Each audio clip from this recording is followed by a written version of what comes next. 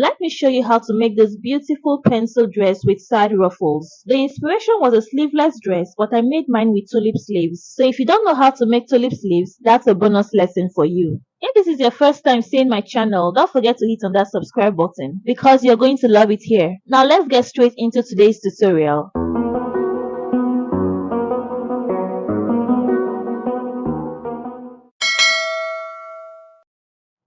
I have about 2 yards of crepe fabric here. I've gone ahead to fold my fabric into two, and I'm checking to see if what I've folded is enough to contain my largest measurements. I'm starting with the lower part, which is the skirt part. From the edge of my fabric, I'm coming down by 1 inch to mark my start line. My half length is 17 inches. I'll place that on the start line and I'll mark the gown length, which is 42 inches.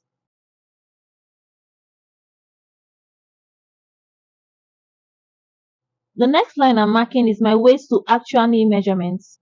From the half length to my knee is 38 inches. I'm going to mark that.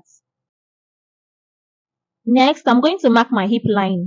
For a hip size of 42 inches, I'm marking a hip line of 8 inches. Here, I'm marking a quarter of my waist measurement. That is my waist circumference divided by 4. Next, I'm marking a quarter of my hip measurement. That is my hip circumference divided by 4. On the knee line, I'll be subtracting 2 from the value I got for the hip. That is what I'll be marking here. My hip is 42 and quarter of my hip is 10.5. 10.5 minus 2 is 8.5. So on my knee line, I'll be marking 8.5 inches. Now you may want to subtract 1 inch and not 2 inches if you're using the same gown length I used, which is below the knee. This is to aid movement because this gown does not have a slit. But my material is very stretchy and that's why I didn't bother. So subtracting 1 inch is fine, or you can choose to not go below your knee line. At the hem, I also mark the same measurement, which is 8.5 inches. Now I'll go ahead to connect all those points together.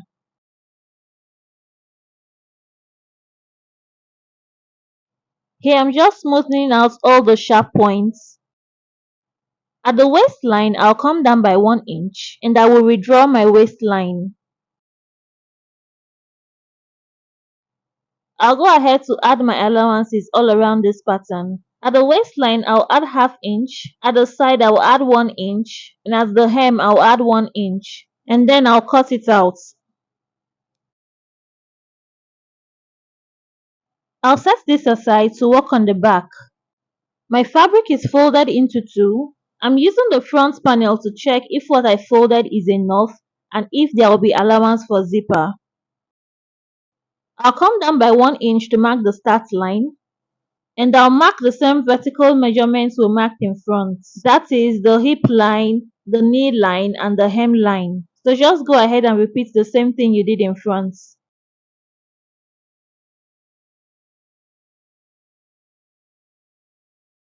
At the center back, I'll be going in by 1 inch to give space for my zipper. So I'll be marking a 1 inch guide on each of these lines. On the waistline, I'll go in by ½ inch for my waist tightening. And from that point, I'll connect to the hip line.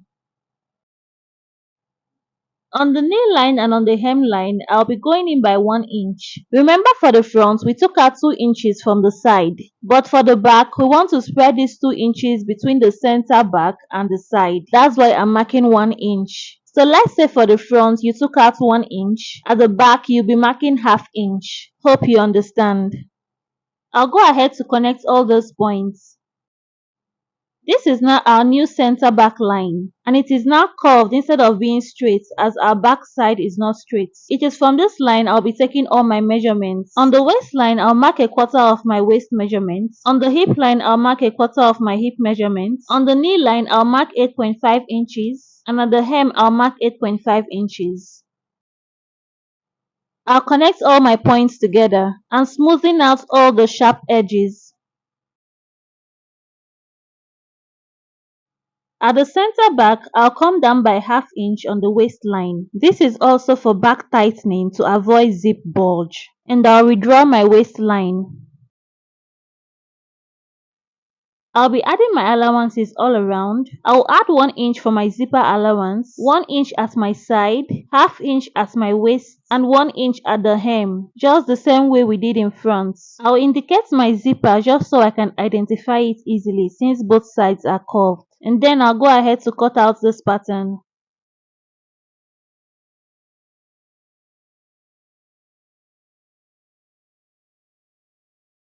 I'll set the skirt aside so I can work on the upper parts. My fabric is folded into two and I'll go ahead to mark my start line. Next, I'm marking my half length measurements of 17 inches.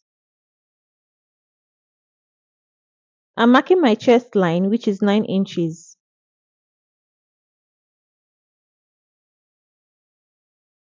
I'm working with a shoulder width of 16 inches, so I'll go ahead to mark half of that, which is 8 inches.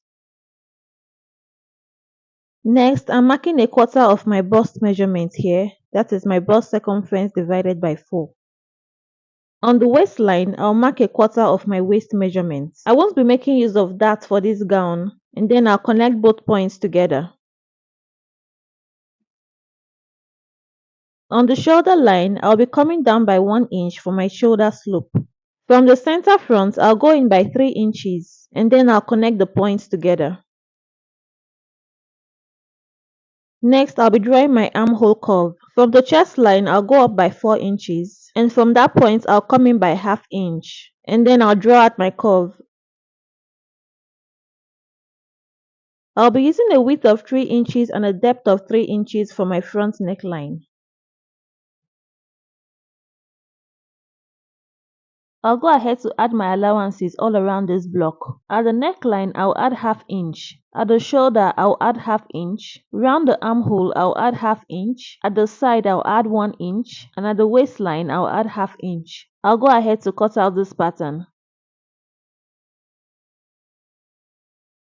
I'll set this aside to work on the back. My fabric is folded into two, and I'm using the front to check to see if what I've folded is enough to contain my zipper allowance. I'll mark my start line.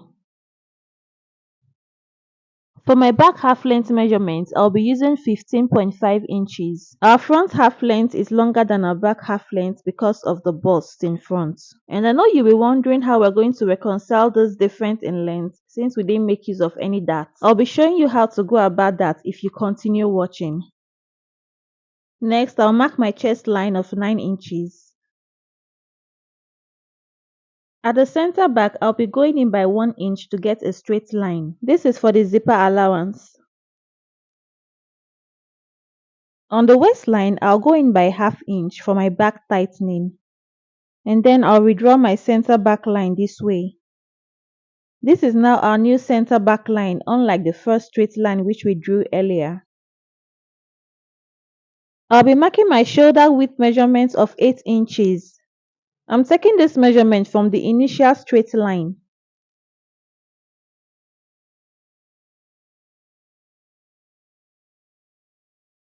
For the bust and waist circumference, I'll be taking my measurement from the slant line, which is our actual center back line. So on the chest line, I'm marking a quarter of my bust circumference, and on the waistline, I'm marking a quarter of my waist circumference, and then I'll connect these points together.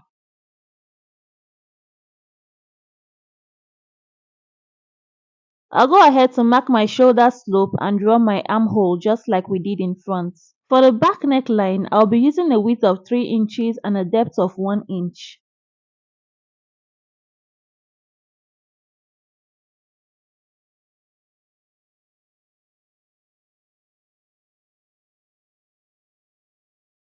I'll go ahead to add my allowances all around. I'll be adding a 1 inch zipper allowance. At the neckline, I'll add ½ inch on the shoulder and around the armhole, 1 inch at the side, and ½ inch at the waistline. I'll be coming up on the waistline by ½ inch. This is to avoid zip bulge. I'll connect this back to the side, and this is now my new waistline. I'll do this before adding my allowance, and then I'll cut it out.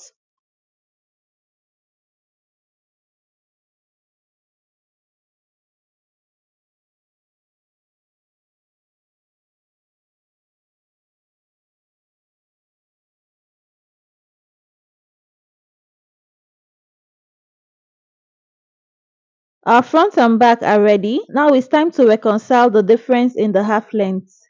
I'll place them both this way. The back is on top of the front, and I'll go ahead to match up the side seams. You can see that the back is shorter than the front, and if I measure this, the difference will be 1.5 inches, which is the actual difference between the front and the back half lengths. I'll set the back aside now, making sure that the front is properly aligned. Ignoring the allowance, I'll be coming up by 1.5 inches from the actual waistline. I'm doing this on the side only, and I'll connect it back to the center front. And now what we have for the waistline is a curved shape and no longer a straight line. I'll mark my ½ inch allowance again, and I will trim out the excess. By doing this, we have shortened the front side seam to meet up with the back side seam, while still maintaining the 17 inches half length for the front. So this is how to go about it if you're not making use of the bust dart technique. Now if we try to match up the front and the back again, you will see that it's matching up correctly now. I'll be cutting facings to turn the front and the back neckline next. If you don't know how to cut a facing, what you do is to fold your fabric into two just like this, and then you place your pattern on it. I'll be tracing out the neckline this way, and then I'll cut it out. It's very easy to do. Now you want to make sure your facing is wide enough and long enough so it stays intact. Just watch to see what I'm doing. For the depth, I used 4 inches, and for the width, I also used 4 inches. You have to take note of whatever dimension you're using, especially for the width, because you're going to repeat this for the back.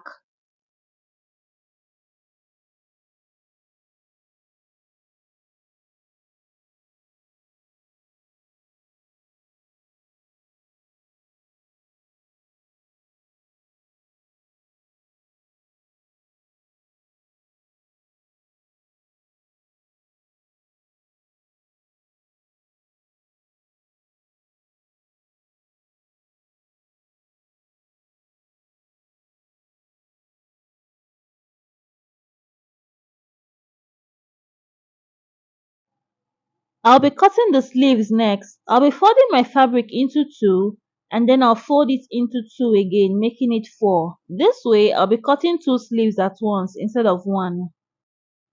I'll mark my start line. I'll be marking 9 inches for the sleeve length.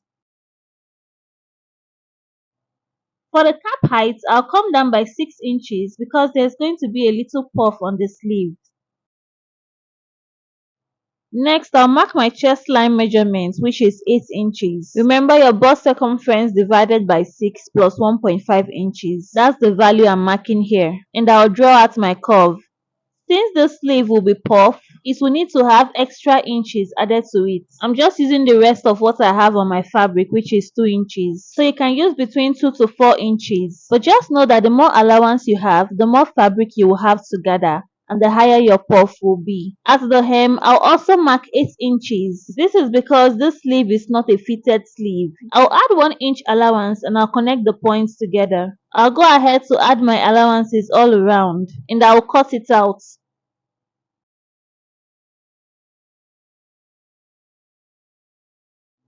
So I have 2 sleeves here. I'll go ahead to notch the middle of both sleeves. I'll be using this to cut out another set of sleeves. That is because we need 4 sleeves to make tulip sleeves. 2 of the sleeves will go on each armhole. So in total, I have 4 sleeves cut out here. I'll notch the middle of the ones I just cut out. I'm just making a mark on the wrong side of my fabric for easy identification.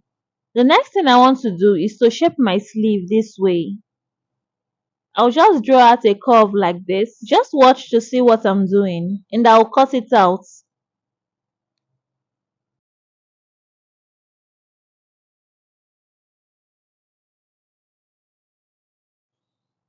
This part is no longer of use to us, so I'll be discarding it. I'll use the other part to cut out on the second sleeve.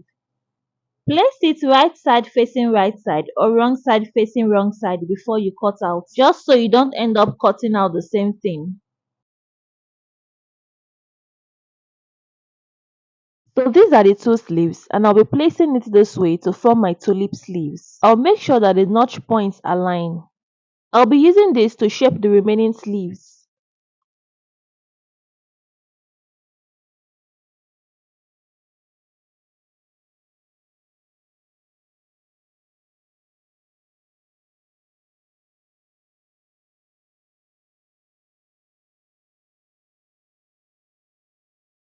So these are the two sleeves for both armholes. I've gone ahead to cut lining pieces from this white fabric, which I'll be using to turn over the sleeves. I have 4 pieces here, one for each sleeve. I'll start with my skirt block. I'll sew down the zip allowance, joining the 2 pieces together.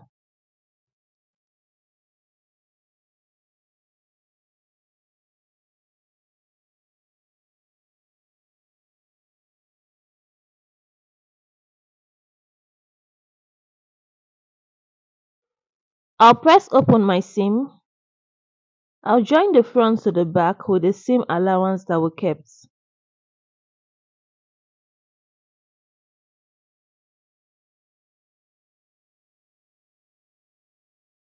I'll press open the side seams and I'll set the skirt aside to start working on the top. I'll place my facing on the front bodice, right side facing right side, and I'll sew down the neckline with half-inch sewing allowance.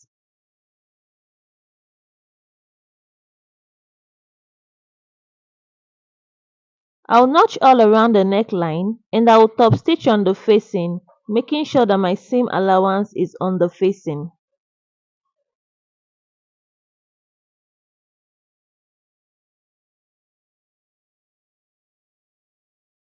I'll press down my neckline to make it lay flat and I'll be using hemming gum to secure it. I'll place it underneath the facing and I'll press it. This way my facing will stay intact. You also want to make sure you weave the raw edges of your facing. I'll repeat the same process of sewing the facing for the back.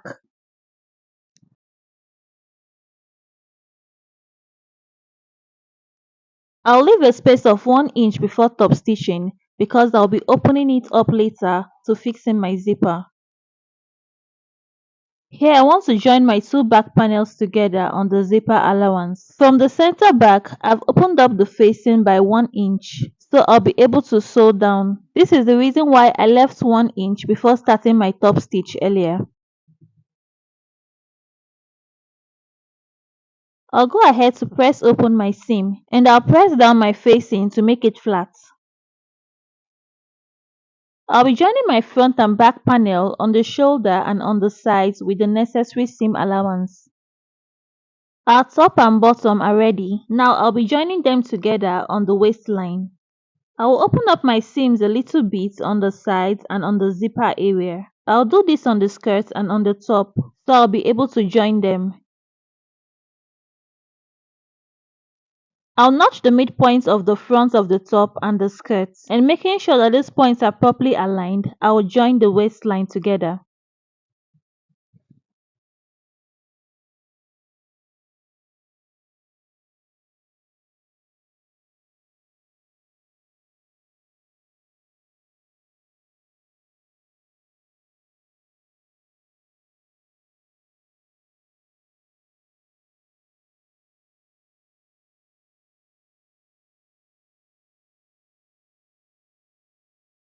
I'm done sewing it down and I've pressed open my seam allowance, so this is what we have currently. The next thing I'll be working on is on the sleeves.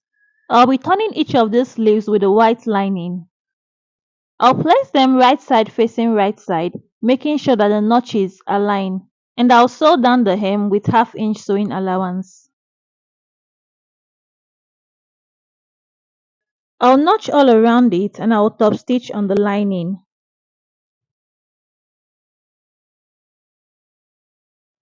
I'll go ahead to press this down and I'll stitch the rest of the opening close.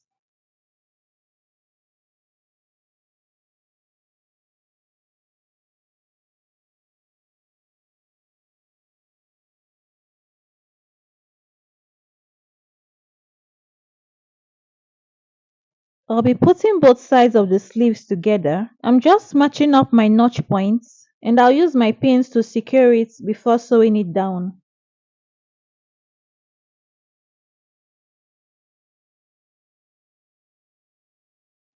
Here I'm just marking out my midpoints to make it more visible because I'm about to gather it. I'm making use of a hand needle and thread to draw these gathers, but you can as well use your machine to do this.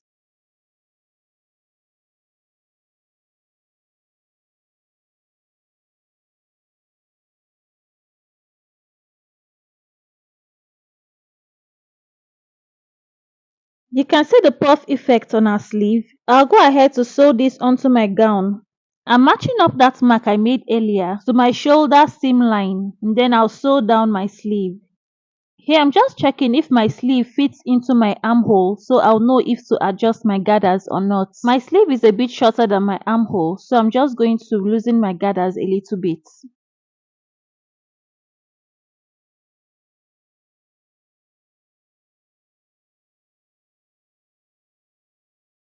I'm done sewing my sleeves all around, and now I'm just closing up the sides with my 1 inch sewing allowance. I'm done with the sleeves, and this is what we have. Now when fixing the sleeve, you want to make sure that the opening is facing the front on both arms. The next thing I want to work on is the ruffles. I've gone ahead to open the side that will have the ruffles, and you can see that the other part is still closed up. At the hem, you can see that I just marked a guideline of about 2.5 inches. The reason why I marked this is because I haven't weaved my hem, and so I've not been able to fold it. That's the reason why I left the space, so I'll have allowance to fold my hem. Now I'll be marking out the outline where I'll sew down my ruffles. It has a U shape, so I'll be shaping it this way. Now you can see that I'm not marking into my seam allowance. I'm going just a quarter outside it, and I'm marking this to my waist. I'll be repeating the same thing at the back.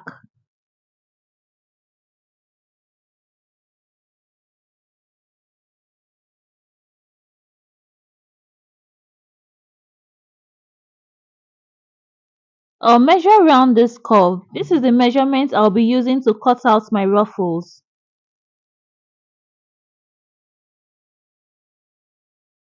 What I have here is about 67 inches. So the circumference of my ruffle will be about times 3 or times 4 of this, so it will gather up nicely.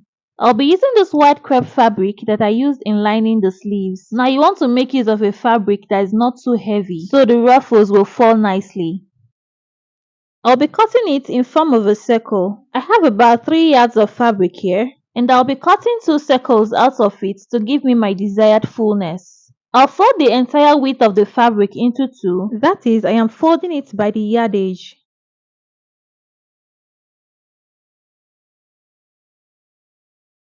And then I'll fold it into two by the length. That is the 60 inches length the fabric came in. So the first folding is by the yardage, while the second folding is by the length.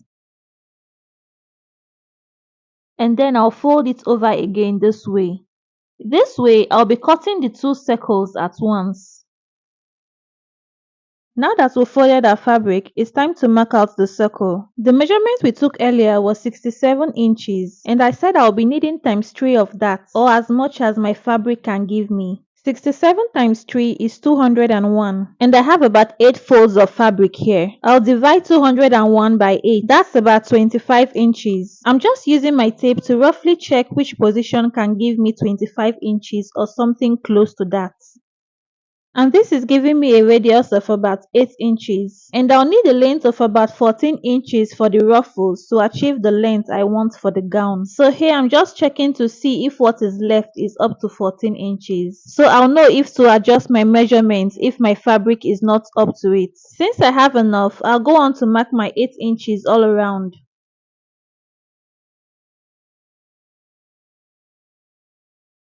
And from that 8 inches mark, I'll measure 14 inches all around, and I will cut it out.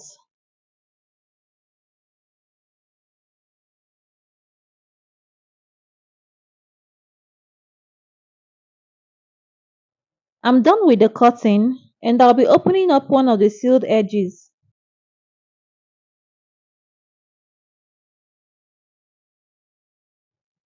Now you can see the 2 circles that we have. I'll be joining these two together to make one very long piece. So I'll take this to the sewing machine to do that. I'm done joining it and I've weaved all my rough edges. I've also hemmed the bottom of the flare as you can see. I also hemmed the sides. I'll be drawing gathers on this piece and I've already sewn down my gathers line. So I'll just go ahead to gather it up till 67 inches.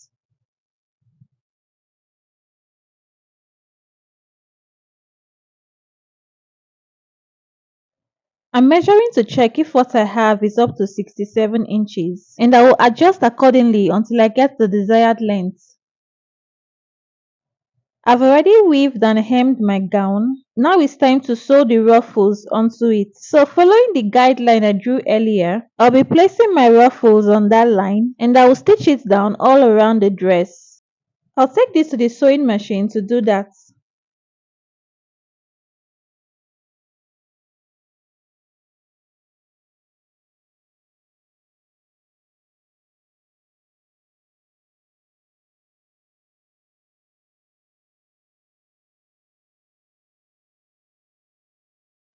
I'm done sewing it all round and you can see what it looks like.